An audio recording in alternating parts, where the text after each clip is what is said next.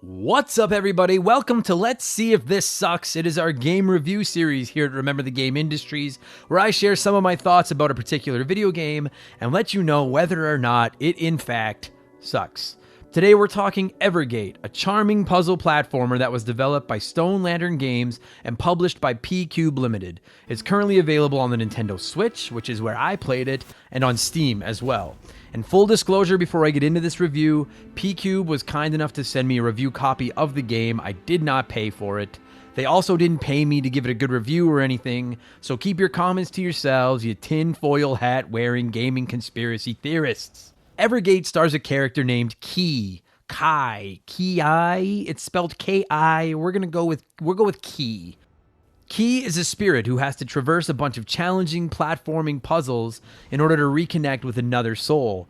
There's a story here, I'm not going to spoil it, but honestly, I didn't feel like it contributed that much to the game, and it didn't really connect with me. However, I might be in the minority in that respect. The game is absolutely gorgeous, and a more thoughtful, intelligent person might be drawn in by the story more than I was. I just found myself skipping over some of the cutscenes that would occur after levels because I just wanted to get it moved on to the next puzzle.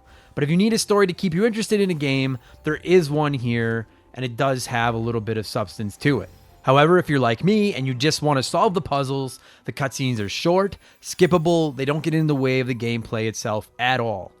And that's the real draw here. This game is broken into bite-sized levels, and in each stage, your job is to get Ki to a door without dying. Your only moves/weapons in the game are your ability to jump and your soul flame, which is basically a beam Ki can shoot in any direction at any time.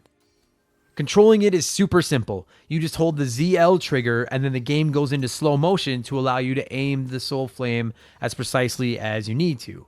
On its own, the soul flame is completely useless, but you can use it to zap various crystals, I guess you'd call them, which give Ki a new temporary boost depending on the crystal you're zapping. In the first world, each level only contains basic yellow crystals, and zapping them with the soul flame causes them to explode, but the explosion gives Ki a boost and springs you in whatever direction you shot the crystal from. The second world introduces a new zappable object, and each world continues to add another new ability to the growing list of available powers you can zap with the Soul Flame. By the end of the game, you're navigating stages with 6, 7, 8 various boosts and abilities scattered throughout them, and it gets really challenging, but never gets tedious or boring or anything like that. In each stage, your basic objective is simply to reach a door, but there are 3 bonus objectives for all you completionists. You have to zap every crystal in the level with your soul flame, you have to pick up 3 collectible essence orbs that are placed throughout each level, and you have to reach the door within a certain amount of time. You don't have to do them all at once, though.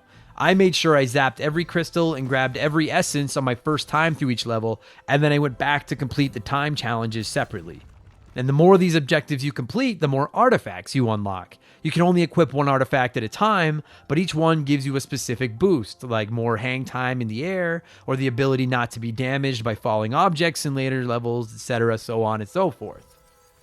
This game is fairly difficult, particularly in a completionist run. I found myself solving portions of a level at a time with a ton of trial and error before finally piecing it all together and knowing exactly what I have to do to get to the door on a particular stage. And then even once you know exactly how to solve a level, actually pulling it off can be incredibly challenging, especially in the later worlds where you have multiple abilities to try to use in conjunction with each other, coming up with weird combinations and stuff like that.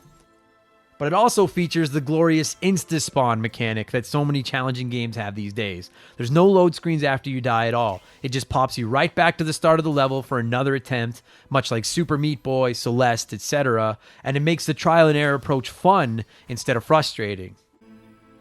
The game is also gorgeous. The art style clearly drew some inspiration from the Ori games, and that's not a bad thing at all. I initially saw this game during a Nintendo Indie Showcase, and as a huge Ori fan, the graphics are what caught my eye right away. The backgrounds are gloomy without ever really getting super depressing, and the bright, various colors of the assorted crystals really give the game a little kick and pop.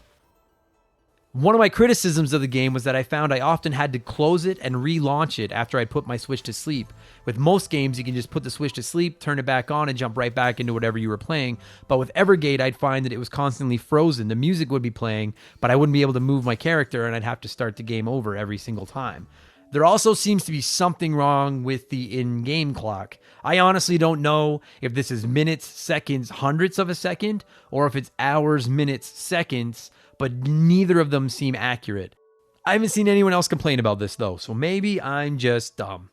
I also found a lot of the artifacts kind of useless. It was cool that they were there and it was exciting to unlock them, but I ended up playing the entire game just switching between 3 or 4 abilities and just completely ignoring the rest of them.